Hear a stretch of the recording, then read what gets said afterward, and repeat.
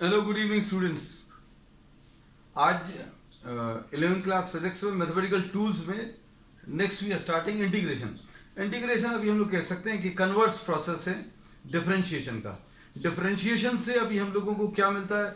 It gives us what the rate of change of one variable with respect to other variable. इसको अभी हम लोग इससे represent करते हैं dy बाई डी एक्स।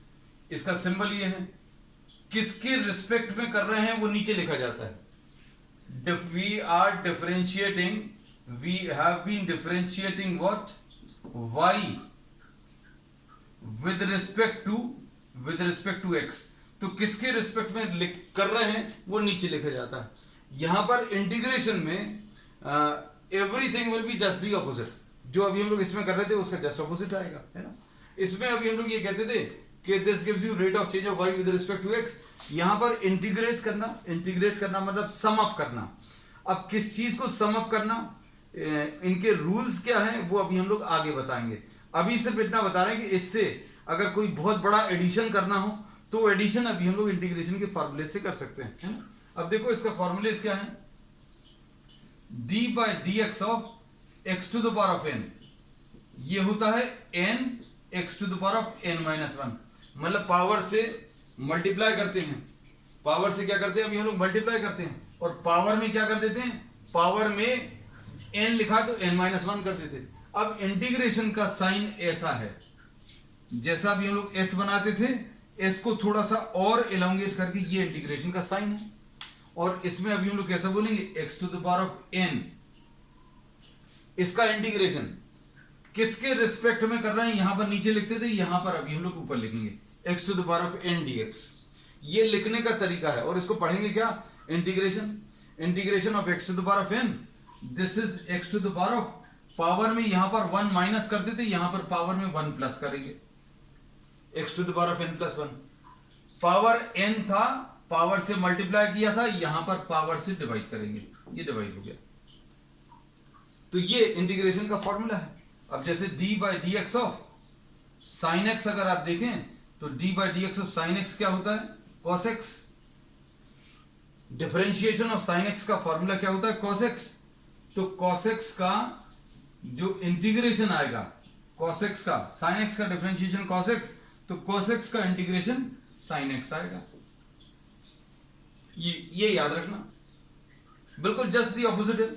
जैसे अभी हम लोगों ने बोला D by D X of cos x is what, minus sine x।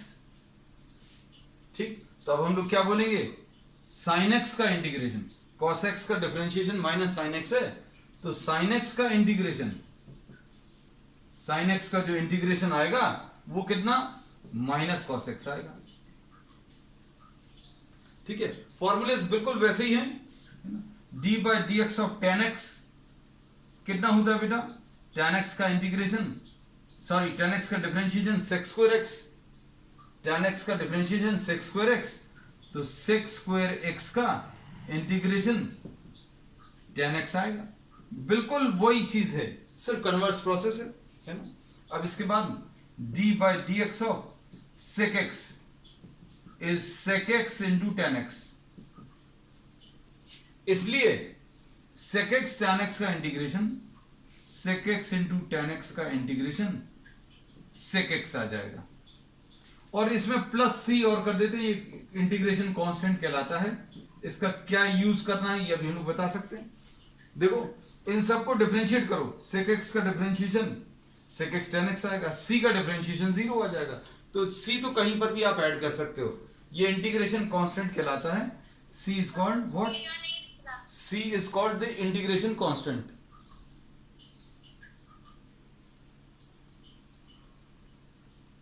बेटा फोन को म्यूट रखना है ना, मोनिका बेटा कीप योर फोन म्यूटेड, है ना।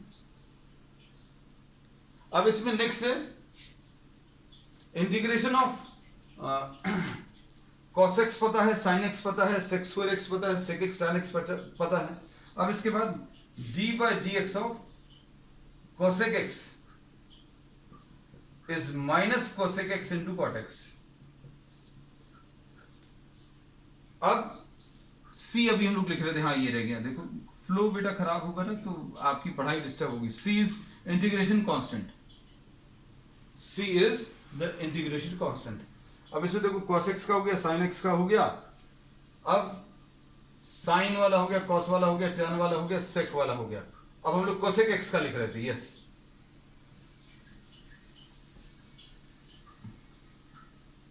Integration of cosec X cot x,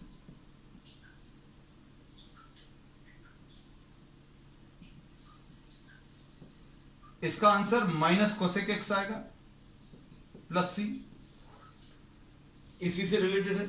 और d by dx of cot x is minus cosec square x। अच्छे देखना, अभी मोस्टली अभी लोग जितने प्रॉब्लम्स करेंगे इसी पर बेस्ड हैं। और integration of cosec square x will be what?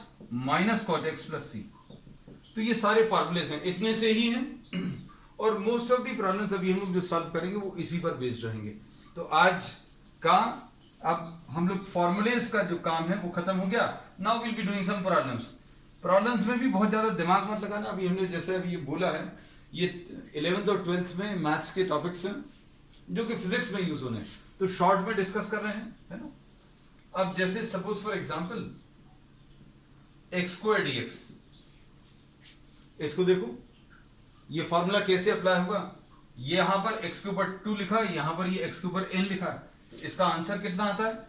x के ऊपर जो भी लिखा हुआ है 2 + 1 n + 1 डिवाइडेड बाय n + 1, ऐसे कुछ आ जाएगा प्लस c। तो मतलब कहने का क्या है, x² का integration x³ divided by 3 + c, ऐसा कुछ आ जाएगा। तो ये पहला एग्जांपल है, question number 1। Question number 2, suppose for example you are having problem of this type. अच्छा, एक फॉर्मूला और दे दें, 1/x का इंटीग्रेशन log x होता है। 1/x का जो इंटीग्रेशन है that is what? log x। ठीक, अब इसमें देखो अब हम लोग एक प्रॉब्लम ले रहे हैं, x³ + 3x² + 5, इसका इंटीग्रेशन करना है। इसका इंटीग्रेशन करने के लिए अभी हम लोग क्या करेंगे, x³ dx, x³ का इंटीग्रेशन कर लिया। जैसा डिस्ट्रीब्यूशन अभी हम लोग डिफरेंशिएशन में करते थे, बिल्कुल वैसे ही इसमें भी लेंगे। 3x² dx plus integration of what? 5 dx। x³ dx, फिर 3x² dx और 5 dx, ये 3 पार्ट्स में इसको ब्रेक कर दिया। फॉर्मूला वही है, केवल एक ही जो अभी हम लोग बार बार यूज करने वाले हैं। वो फॉर्मूला क्या है? x⁴ क्या लिखेंगे? 3 + 1/3 + 1। पावर जो भी है उस पावर में 1 ऐड करना है। यहां पर देखो कैसा करेंगे, 3x⁴ कितना आएगा बेटा? 2 + 1/2 + 1, ऐसा कुछ आएगा। अब 5 का क्या करेंगे? 5 को बाहर लिख लिया, 5 को बाहर लिख लिया, अंदर 1 बचा। 1 को अभी हम लोग क्या लिख ले रहे हैं? x⁴0। x⁴0 का मतलब क्या होगा? x⁴0 विल बी 1, ऐसा कह सकते हैं। तो अब इसमें सिंप्लीफाई करने पर क्या मिलेगा, देखो जरा ध्यान से। ये इसका आंसर x⁴4 आया, प्लस 3x³ आया, प्लस 5x⁴ कितना आएगा बेटा? ये आएगा x⁴0 + 1/0 + 1। जो भी x का पावर लिखा है उसमें अभी हम लोग 1 ऐड करेंगे, डिवाइडेड बाय 0 + 1। तो इसका आंसर आ जाएगा x⁴4/4 plus x³ plus 5x plus c, ऐसा कुछ आएगा, है ना। अब इसी पर बेस्ड नेक्स्ट प्रॉब्लम अभी हम लोग जो ले रहे हैं, इंटीग्रेशन ऑफ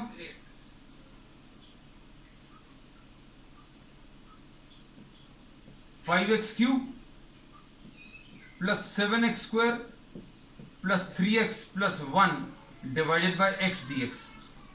नेक्स्ट प्रॉब्लम ले लो।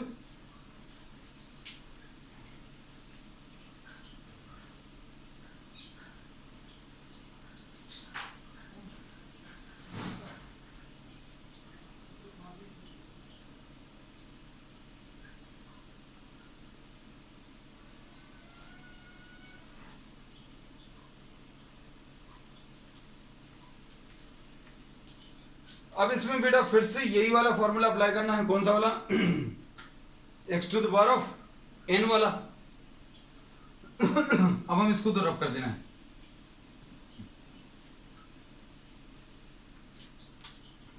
इसको कैसा लिखेंगे देखना, ये आ जाएगा 5x³ upon x plus 7x² divided bye x plus 3x divided by x plus 1 upon x। क्या किया अभी हम लोगों ने? डिवीजन का तो कुछ मालूम नहीं है, लेकिन अभी हम लोग सारे प्रॉब्लम्स को किस फॉर्म में, जिस फॉर्म का फॉर्मूला मालूम है उस फॉर्म में चेंज करने की कोशिश कर रहे हैं। तो आपने इसको इससे, इसको इससे और इसको इससे और इसको x से डिवाइड करके लिख दिया।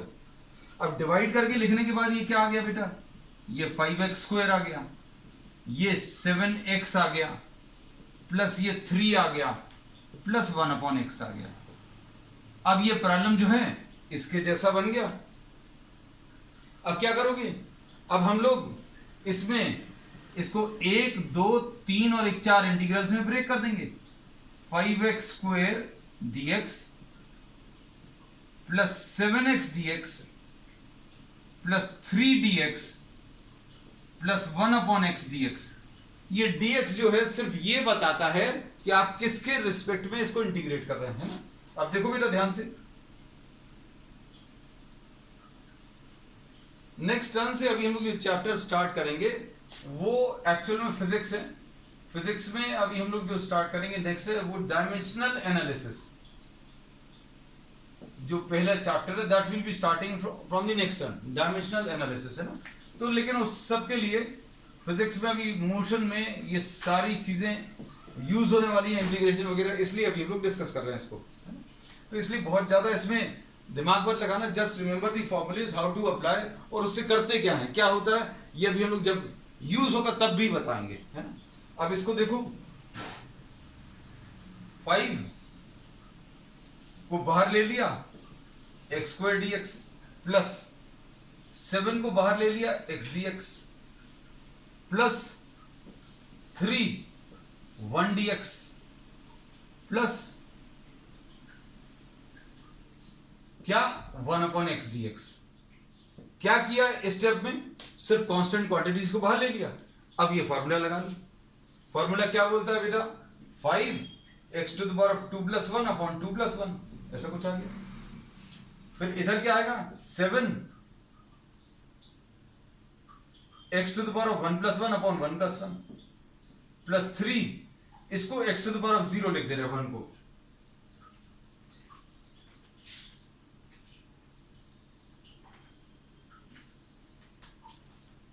अब इसका इंटीग्रेशन क्या आ जाएगा बेटा? 3x to the power of 0 plus 1 upon 0 plus 1, ठीक, प्लस 1 अपॉन x को अभी हम लोग क्या लिख लेंगे? log x। 1 अपॉन x का भर एक अलग रहता है, 1 अपॉन x का कितना आ जाएगा? log x होता है।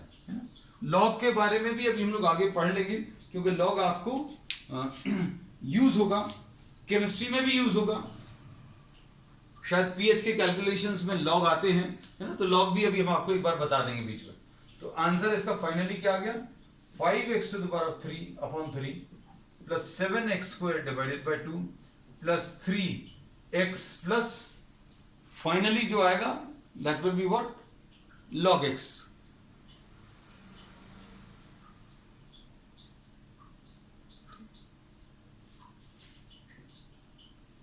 और प्लस सी अभी आप हमेशा एक जगह एक लगा ही सकते हैं, किसमें? इंटीग्रेशन में, ठीक है। अब इसमें अभी हम लोग बोलते हैं आपको इतने सारे अभी हम लोगों ने फॉर्मूलेस दिए हैं, तो आपको जरूरत नहीं है इसमें सारे रिजल्ट्स को याद रखने की, है ना। आप सिर्फ कुछ ही रिजल्ट्स को याद रख के प्रॉब्लम्स को सॉल्व कर सकते हैं। और इनफैक्ट जो पहला वाला फार्मूला लिया था वो उसी का ज्यादा अभी हम लोग यूज करेंगे, है ना। अब इसमें देखो बेटा ध्यान से, सपोज ऐसा कुछ दिया हुआ है, x प्लस 1/x का होल क्यूब। इसको कैसे करेंगे, इसको फिर से अभी हम लोग किस फॉर्म में लाने की कोशिश करेंगे, x⁴n वाले फॉर्मूले में। अब क्या आएगा बेटा, ये a plus B whole cube है, तो ये क्या लिखेंगे, a cube plus B cube plus 3a² into B plus 3a into b², ऐसा कुछ लिख लिया। ठीक, अब इसमें देखो बेटा क्या कर सकते हैं, ये x³ plus 1/x³ plus 3x plus 3/x dx। अभी हम लोगों ने 11th या 12th से रिलेटेड कुछ भी नहीं किया, a plus B whole cube भर लगाया है ना। अब इसमें अभी हम लोग ये बोलते हैं कि अब इसको 1, 2, 3 और 4 इंटीग्रल्स में ब्रेक कर लेंगे। x³ dx 1/x³ dx, इसमें ब्रैकेट लगा दें तब आपको थोड़ा सा ठीक लगेगा। 3x dx plus 3/x dx, ऐसा कुछ आएगा। अब इसके बाद क्या करेंगे,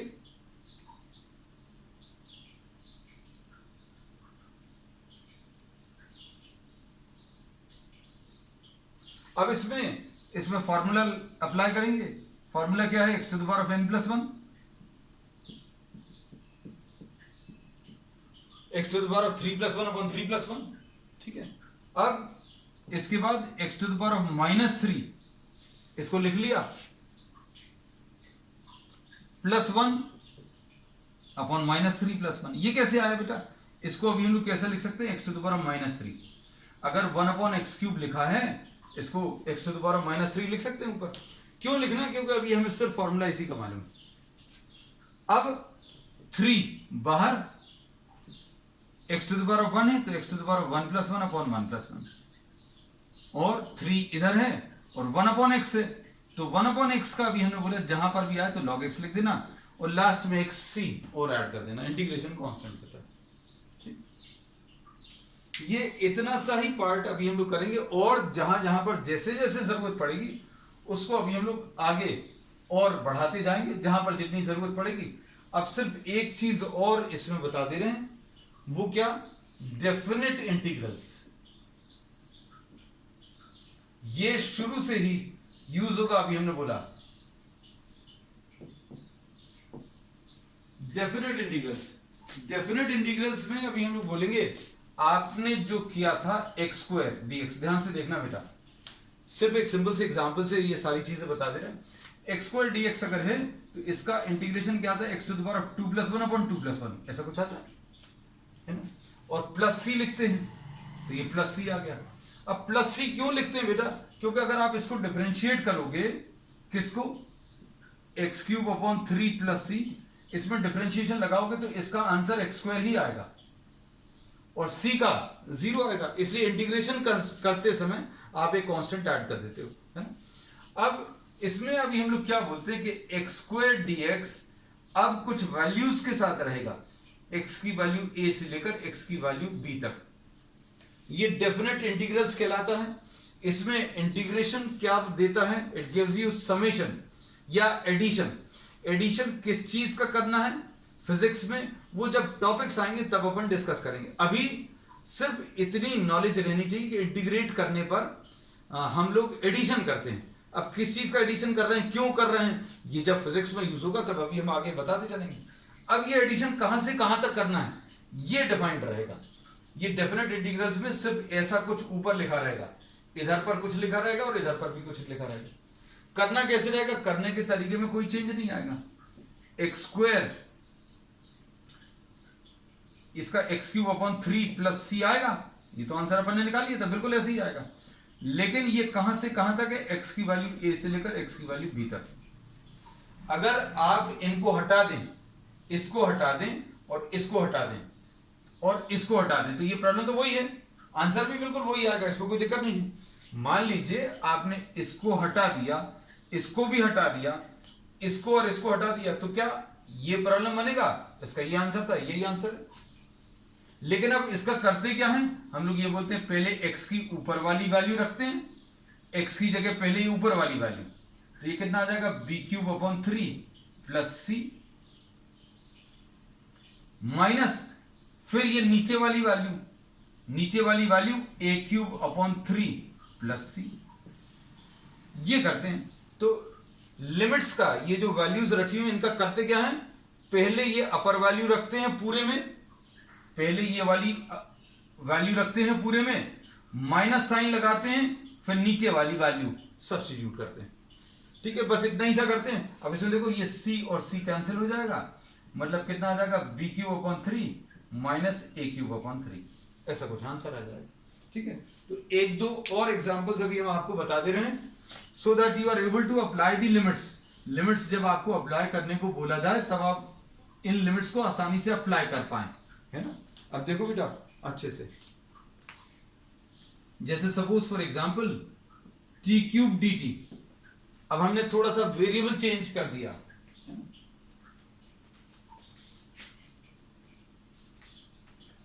ये जो इंटीग्रेशन अब हम लोग कर रहे हैं किसका, t³ का कर रहे हैं। ठीक है, याद रखना ये कहां से कहां तक, t=1 से लेकर t=2 तक, नंबर्स भी चेंज कर दिए। अब इसमें ये नंबर्स कहां से आए, इनका क्या यूज है, अभी हम लोग क्या बोलते हैं, इंटीग्रेट करने में आप क्या करते हो, ऐड करते हो। कहां से कहां तक करना, t=1 से लेकर t=2 तक, ये दिया हुआ रहेगा प्रॉब्लम में। इसमें अपन को नहीं सोचना कि यहां पर a भी था, यहां पर 1 और 2, तो जैसा प्रॉब्लम दिया वैसे ही सॉल्व करना है। तो अभी हम लोग क्या बोलते हैं, इसका आंसर कितना आएगा, t⁻3+1/3+1, ऐसा कुछ आएगा आंसर। और कहां से कहां तक, t=1 से लेकर t=2 तक। ठीक, अब इसके बाद कैसा बोलेंगे, t⁴/4 रहेगा, t=1 से लेकर t=2 तक। किसी के मन में आएगा कि c क्यों नहीं लिखा, तो c डेफिनेट इंटीग्रल्स में अगर आप नहीं लिखोगे तो भी चलेगा, क्योंकि c हमेशा ही कैंसिल होने वाला है, इसलिए डेफिनेट इंटीग्रल्स में c नहीं लिखते। अगर लिख भी दोगे तो कोई दिक्कत नहीं है, c अगर लिख दिया तो कैंसिल हो जाएगा। पहले अपर वैल्यू, t की जगह अपर वैल्यू रख दो, तो कितना आ जाएगा, 2⁴/4 माइनस 1⁴/4। इसको वर्ड सिंप्लीफाई करना, ये कितना आ जाएगा बेटा, 2×2 = 4, 2×2 = 8, 2×2 = 16, 16/4 माइनस 1/4, यानी इसका आंसर 15/4 आ जाएगा। ठीक है, अब एक दो छोटे छोटे प्रॉब्लम्स और लेकर then will be winding up the today's class for integration.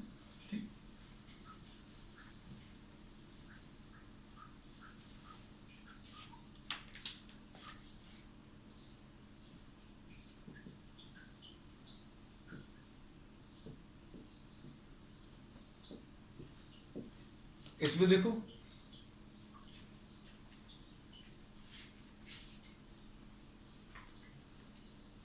क्या करेंगे बताओ, इसको दो इंटीग्रल्स में ब्रेक कर दें, x² dx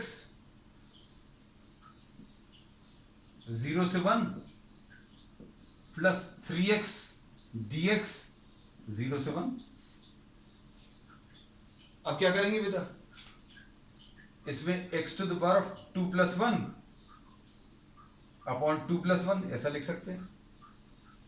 ये कहां से कहां तक है, 0 से लेकर 1 तक। फिर 3x⁴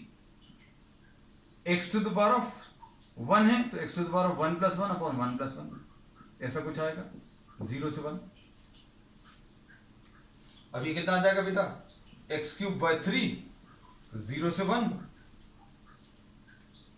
x³ जब आपने इसमें फॉर्मूला लगा दिया x² का इंटीग्रेशन x⁴ 2+1/2+1, तो ये वाला साइन हट जाएगा।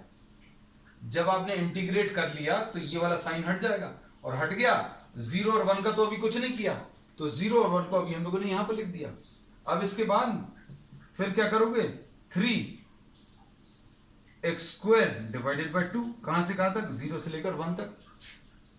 अब क्या करोगे, पहले अपर वैल्यू, x की जगह ये अपर वैल्यू 1/3 माइनस 0/3 प्लस 3 इंटू यहां पर ये 1/2 माइनस 0।